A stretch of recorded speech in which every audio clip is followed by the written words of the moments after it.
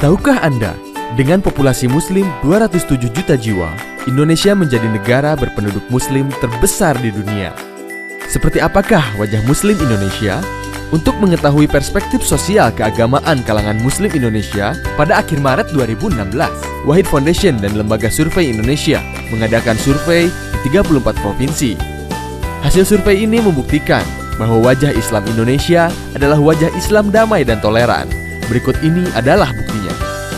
Mayoritas Muslim Indonesia sebanyak 72% menolak tindakan radikal yang menyertakan kekerasan atas nama agama.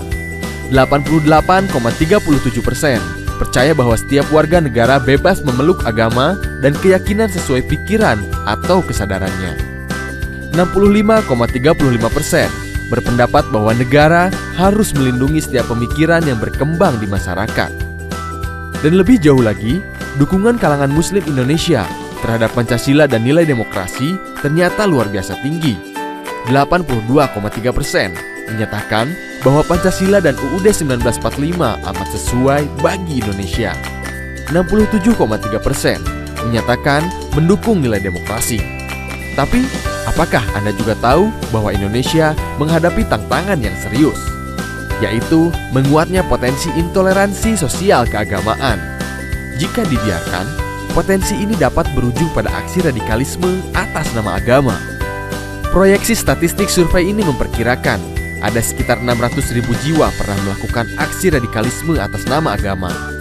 Sekitar 11 juta jiwa berpotensi untuk melakukannya bila ada kesempatan. Hampir menyamai jumlah penduduk Jakarta dan Bali.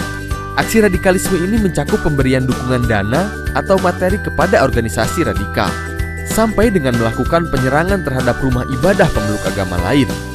Ingat, ini angka potensial hasil proyeksi, bukan angka aktual. Ada 3 hal yang berpengaruh signifikan atas potensi ini. 1. Pemahaman literalis atas konsep jihad yang dianggap harus menggunakan kekerasan. 2. Materi ceramah yang berisikan permusuhan dan kebencian. Dan ketiga, ketidaksukaan bahkan kebencian terhadap kelompok tertentu meskipun kelompok tersebut seagama. Tapi survei ternyata menemukan bahwa pendidikan, pendapatan, dan wilayah tempat tinggal di desa atau kota tidak berhubungan langsung dengan intoleransi dan radikalisme sosial keagamaan. Maka tantangan terbesar pemerintah saat ini adalah penegakan hukum yang tegas, terutama terhadap pelaku hate speech, memastikan kebijakan yang tidak diskriminatif dan memenuhi hak-hak warga negara yang dijamin undang-undang tanpa memandang agama, keyakinan, suku, ras, ataupun pilihan politiknya. Pemerintah pusat dan daerah juga tidak boleh memberi dukungan kepada kelompok atau organisasi yang diketahui melakukan aksi-aksi intoleran dan radikal. DPR dan DPRD harus menghapus atau merevisi undang-undang atau peraturan yang bertentangan dengan semangat kebinekaan, perdamaian, dan non-diskriminasi. Organisasi sosial keagamaan moderat seperti Nahdlatul Ulama dan Muhammadiyah harus memperkuat basis dan kapasitas anggotanya dengan pemahaman keagamaan yang lebih kritis dan terbuka. Dan sebagai warga negara, kita harus membiasakan diri berpikir kritis, tidak terlibat penyebaran ujaran kebencian atau hate speech, mengamalkan nilai-nilai beragama yang positif dan damai, membuka ruang dialog, menggiatkan interaksi antar kelompok, serta memupuk saling pengertian dan pemahaman. Marilah kita bangun bangsa dan kita hindarkan pertikaian yang sering terjadi. Inilah esensi tugas kesejarahan yang tidak boleh kita lupakan sama sekali.